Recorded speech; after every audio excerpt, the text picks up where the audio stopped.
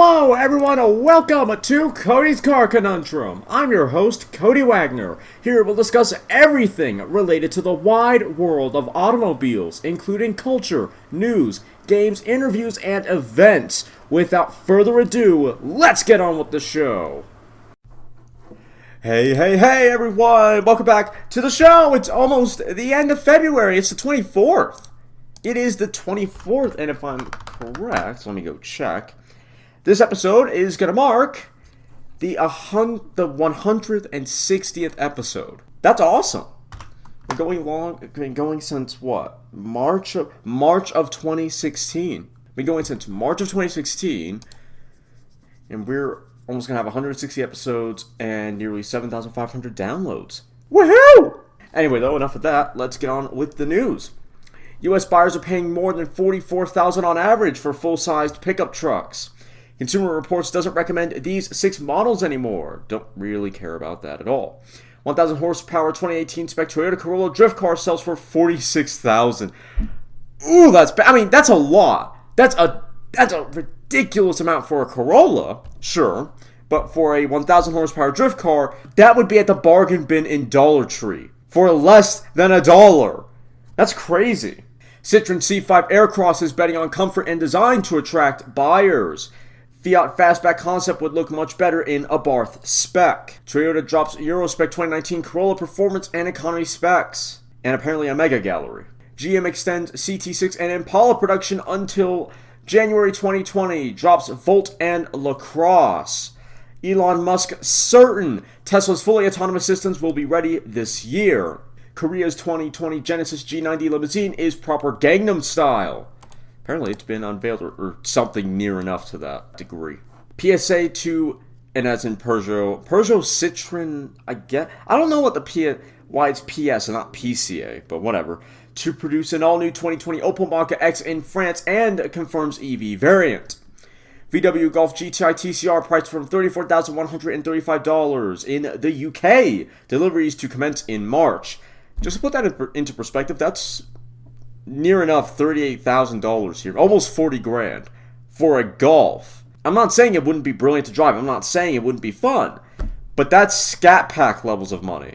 And I'm sorry, but I think I'd rather have the Scat Pack. And I'm a handling guy. I like hot hatches, but I'd rather have a Challenger Scat Pack. BMW M2 CS shows more of its secrets while testing in the Swedish snow.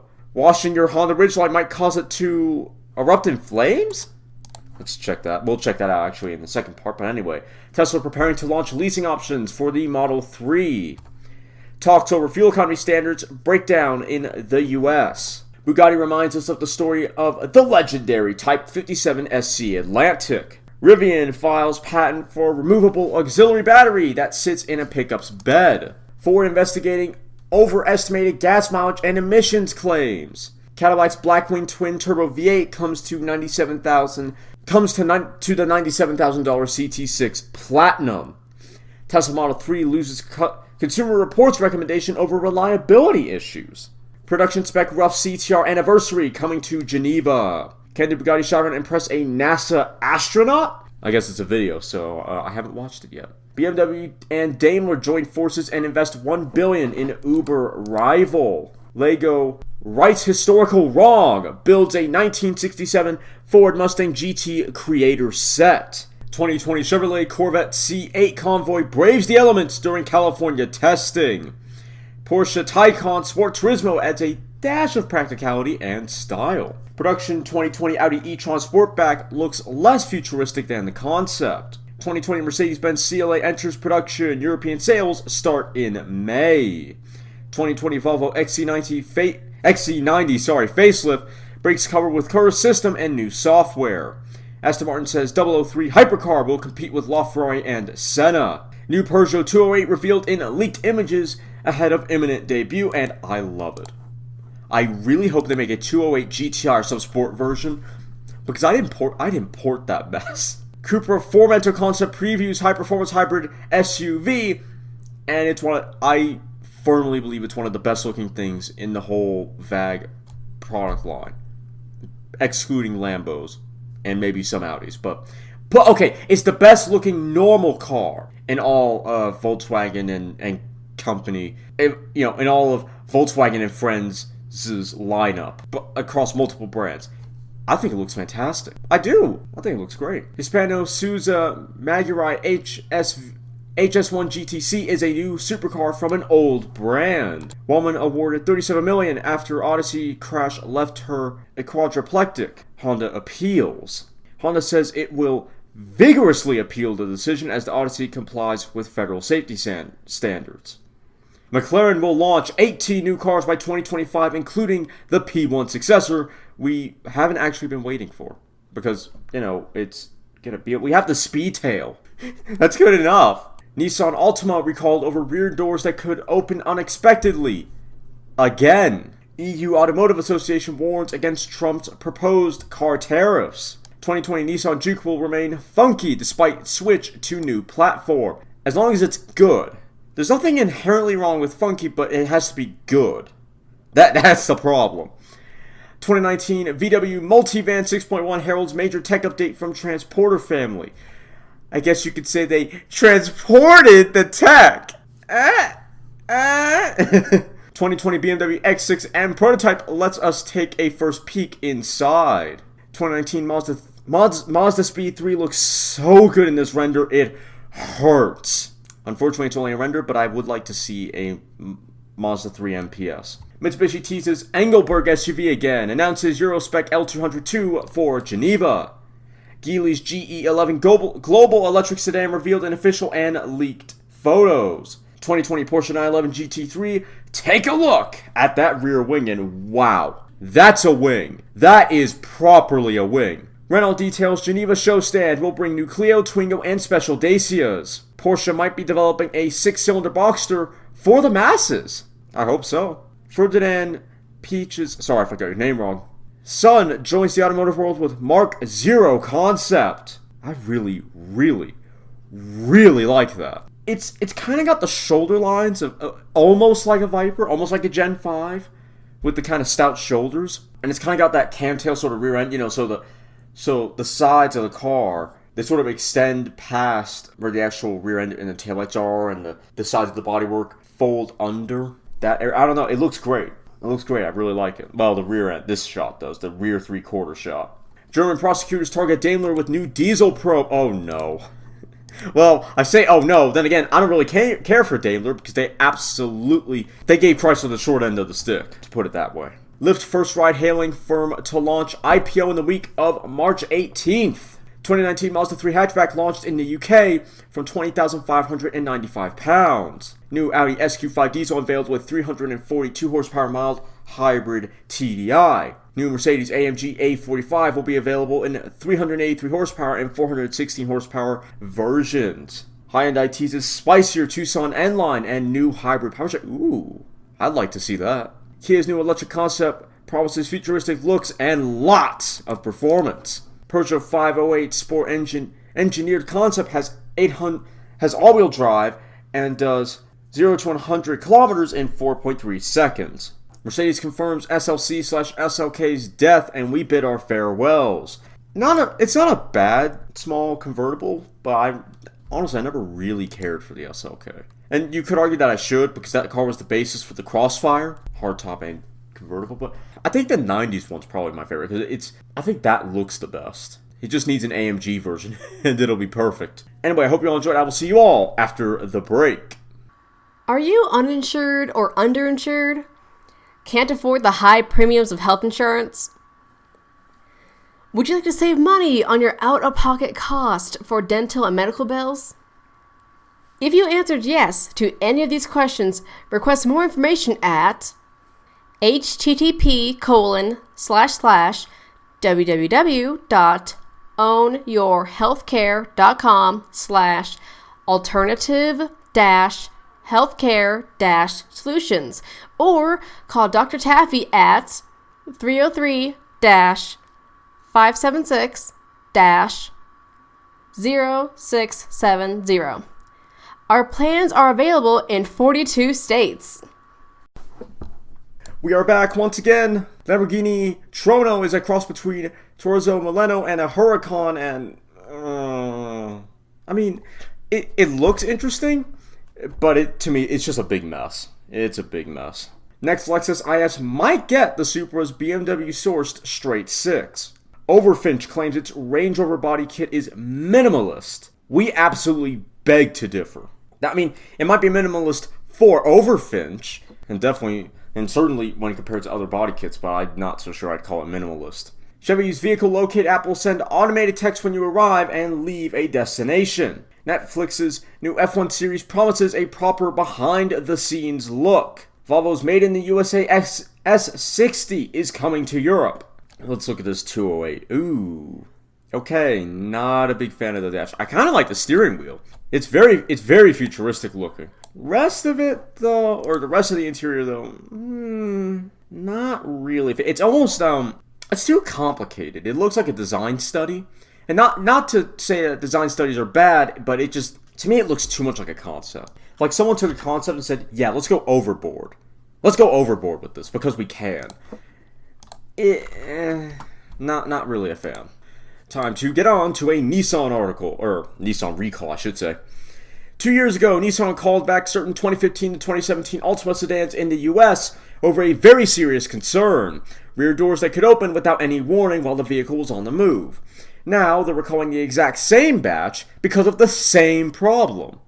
The National Highway Traffic Safety Administration, or the NHTSA, states that there are 341,003 units of the potentially affected cars. That's only two less than before, which means that they have either miscalculated the numbers or that only 2 of them were actually repaired. Highly unlikely, but possible. It's estimated, however, that only 1% of said cars suffer from this condition. In the affected Altimas, the door latch lock cable might not have been routed properly in the rear door the first time the cars were recalled and could interfere with the window regulator. If this happens, then the passenger door could open without any warning upon lowering the rear window. This would pose a very high risk of injury for occupants sitting at the back. Probably sitting in the back was the way they meant to write it. Nissan has advised dealers to secure the latch lock cables in the correct position. The recall began earlier this month, and owners have already been contacted by February 11th. Those who haven't heard from the automaker, though, should get in touch with the brand's customer service at 1-800-647-7669 or the NHTSA hotline at 1-888-327-4236 and set up an appointment with an authorized dealer to have their cars repaired free of charge. Once again, that's Nissan's customer service at 1-800-647-7669 and the NHTSA's hotline at 1-888-327-4236.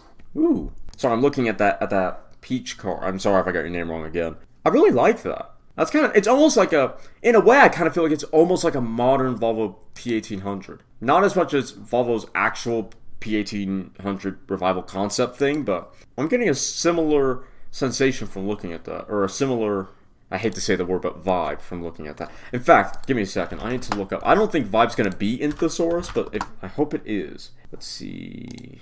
Impression, there we go. It's giving me a similar impression, there we go. Much better. If you guys want to know why I don't like the word vibe, I feel like it's made up. I mean, I guess, perhaps it is a word, but you have impression. Why not just say impression? I mean, I'm kind of one of those people like, oh, vibe, hipster word. It's just, ew. Let's see what this range... Oh! I mean, it is fairly minimalist, honestly, when compared to many other body kits. Actually, yeah. I mean, it's not... Minimalist isn't the right word. Understated, though, is a bit better. It's. I mean, the wheels are kind of extreme, but overall, I don't know. I'm not feeling that it's, overly extreme or anything like that. I mean, except for the rear tailpipes or exhaust pipes. Not bad. Oh my gosh. Wow. So I'm looking at the Genesis G90 and holy leg room. Holy leg room. Wow, that's gorgeous. I like how they didn't show the front part of the car. They didn't show where the driver drives at all. They didn't show any of the dash, just all the rear seat, which makes sense. If you have a car like that, you're not really going to want to you're not going to want to drive it because you're just going to want to sit in the back, but that's crazy. Let's talk about the Ridgeline. Honda has issued a recall for the 2017 to 2019 Ridgeline due to an issue with the fuel pump that could lead to a fire. According to the automaker, the fuel pump feed port can crack when it comes into contact with cleaning agents, including car wash soap and other acids. If the feed port were to crack, the SUV could catch on fire. The National Highway Traffic Safety Administration, or the NHTSA, specifically mentions that water and soap can accumulate in the truck bed when the vehicle is being washed. This water could then drain towards the fuel tank and fuel pump. In total, there are 106,682 Honda Ridgelines affected by the recall across the U.S. Honda will fix the issue by replacing the fuel pump and fitting a fuel pump cover if needed, free of charge. The recall is expected to begin on May 7th, and Ridgeline owners can contact the Honda customer service line at 1-888-234-2138. Once again, that's the Honda customer service line at 1-888-234-2138 to see if their car is among those affected. The 2019 model year Ridgeline reached showroom floors in early March last year and can be purchased from $29,990. Oh, okay, that's just stuff about the Ridgeline that's not pertaining to the recall. Mont Blanc luggage set for BMW 8 Series costs more than a Ford Fiesta, which means it's not worth it. Audi slides down a snowy hill, takes a Durango with it. GM putting $20 million into Romulus plant to build more 10-speed transmissions. 2020 Audi RSQ4 makes SPY debut and may get over 400 horsepower. New Kia XC crossovers coming for Ford's Focus Active. New Mercedes CLA shooting brake concept EQV and GLC facelift confirmed for Geneva. U.S. Transportation Department derails California high-speed rail project. Cancels $929 million in funds. That was a waste of money.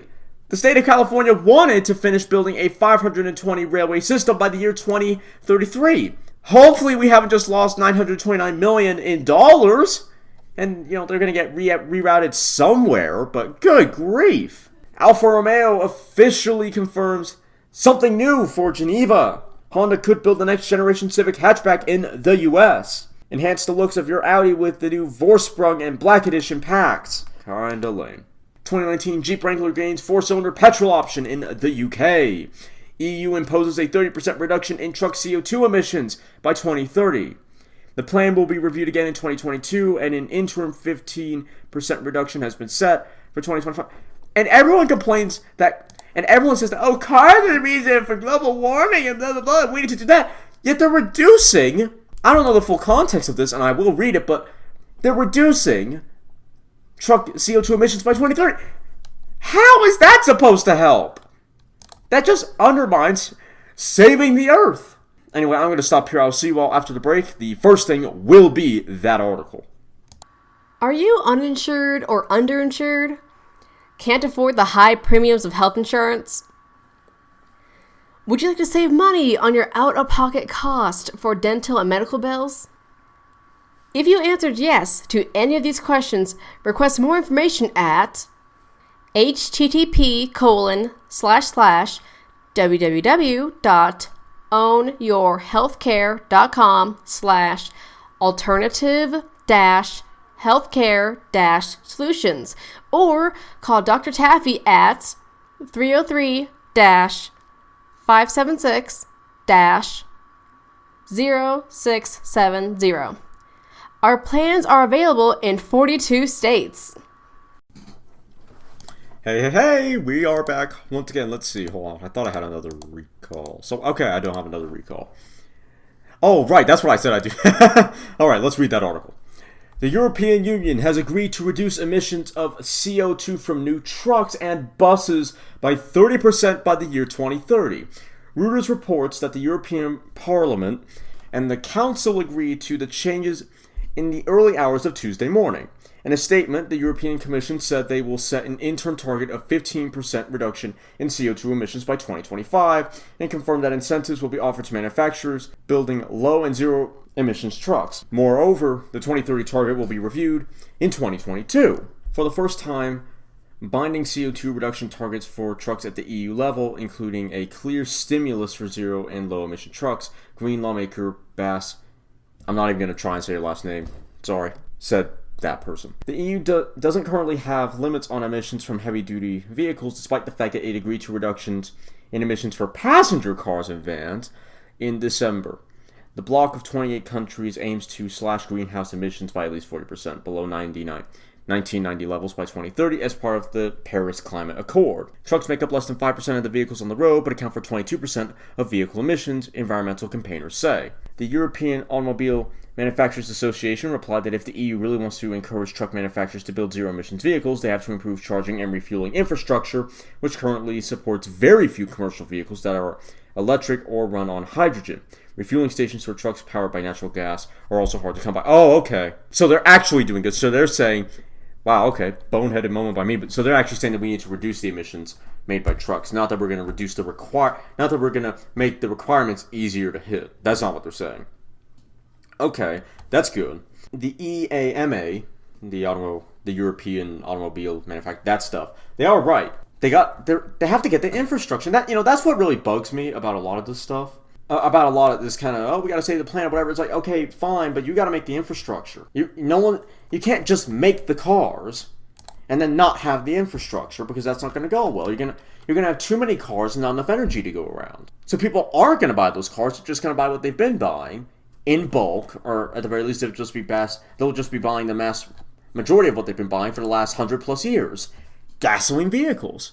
Make the infrastructure. Then perhaps people will come. Anyway, Koenigsegg wants to build thousands of vehicles a year and rival Ferrari.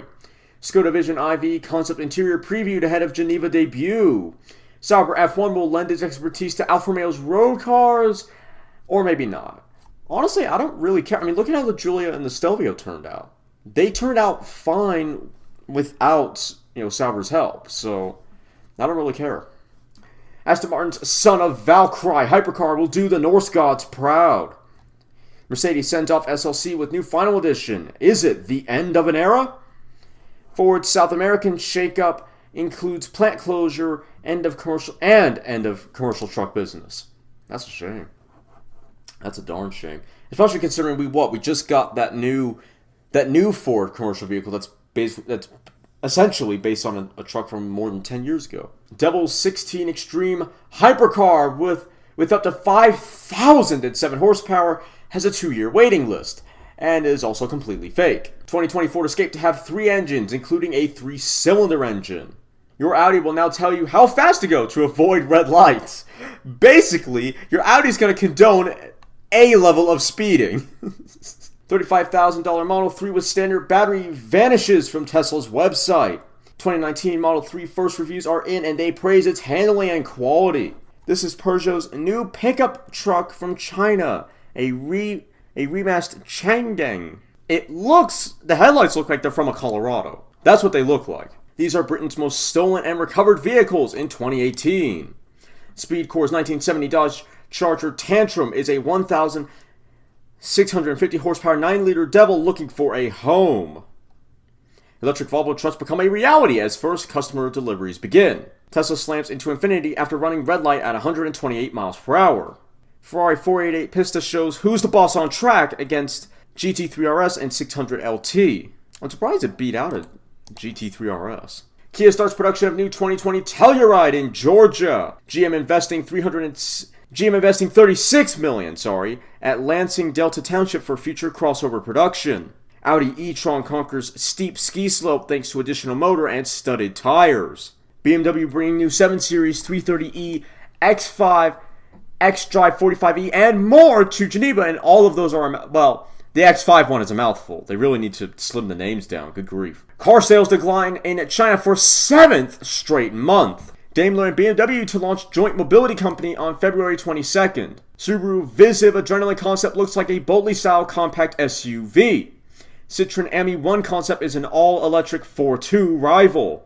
Toyota Prius C getting the boot to make way for Corolla Hybrid. Porsche creates vinyl records from tires of Le Mans winning 918 Hybrid. That's cool. That's insanely cool.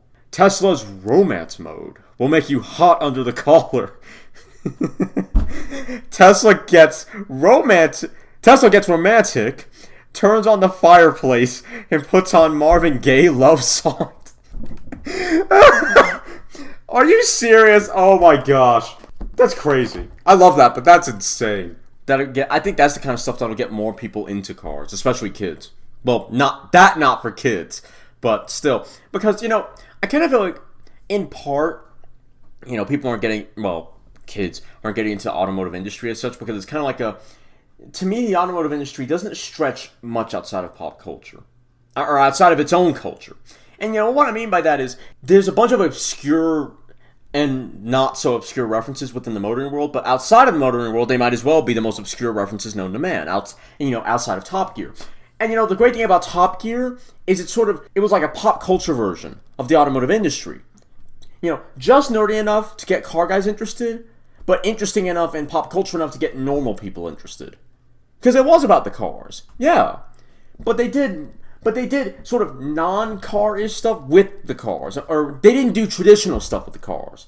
They made it interesting to normal people by taking on huge journeys and $5,000 like the Bolivia special and the African special and that sort of stuff. They made it interesting to normal people because they didn't get, extremely nerdy and say stuff that really only car guys would understand, because that stuff alienates normal people. And so having stuff like the James Bond, whatever it was in the Model S, and I think more things like that, stuff that's not just car, references that are in the car, but like the Viper has a outline of the Nürburgring in one of the rubber, not rubber mats, but in one of the rubber inserts in the door in the door pocket or whatever. Okay, that's really cool, and it actually has a Laguna one, I think, behind the cup holders. Again, really, really cool. But that's stuff only car guys are going to care about, and that's kind of my thing. That's the perfect way to say it. The automotive industry, they make stuff that only car enthusiasts are going to care about when it comes to sort of, cool, geeky like Easter egg sort of stuff. That's the kind of stuff only car guys are going to care about. And normal people, they're not really going to care because they're not going to know the detail or the passion. They're not going to care about that reference. And part of me does. If some of you are like, yeah, but I mean, why should we have to sort of normalize ourselves to get people interested in cars? And in a way, I kind of agree with that mentality. In fact, that's probably half of what I feel. Because that's like, our references aren't. They're not all of them aren't that obscure, not that hard to understand. We shouldn't have. Non-popular hobbies shouldn't be ostracized as weird. Why the mess are you interested in that? Because why the mess is anyone interested in anything? Because why not? And people can be. On the other hand, I do think that the automotive industry can sometimes get a bit too A, extremist, but B, nerdy for its own good. This is really obscure car, really obscure reference that absolutely no one,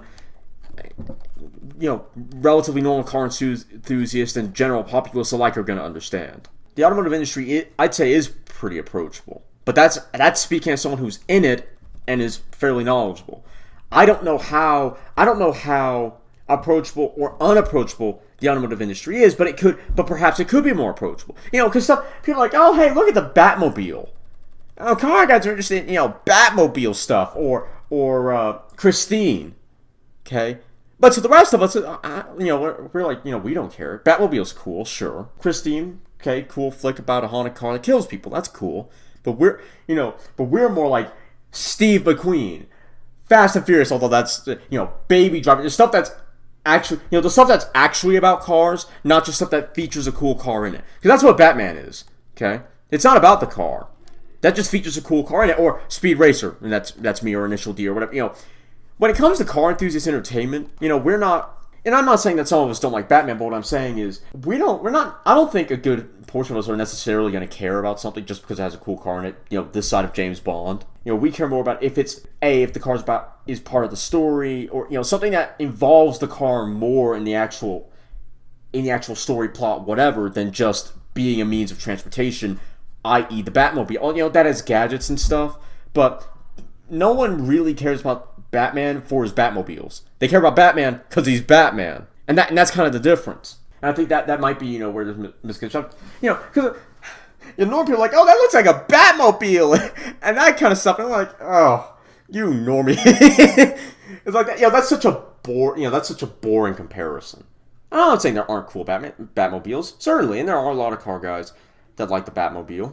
And think some cars do look like Batmobiles, and wish that some cars would look more like Batmobiles. But that kind of stuff is as close as normal people are ever going to get to caring about cars. Batmobile, Christine, James Bond, maybe Fast and Furious, because that's a bit of an action flick, except for maybe Fast 8. But still, that's as close as normal people are ever going to get to actually caring about cars. And it's a bit of a shame. And so Top Gear was sort of like the antithesis to that. They actually cared. Cars was part of the show. It was the point of the show. But it didn't alienate normal people from being able to be entertained.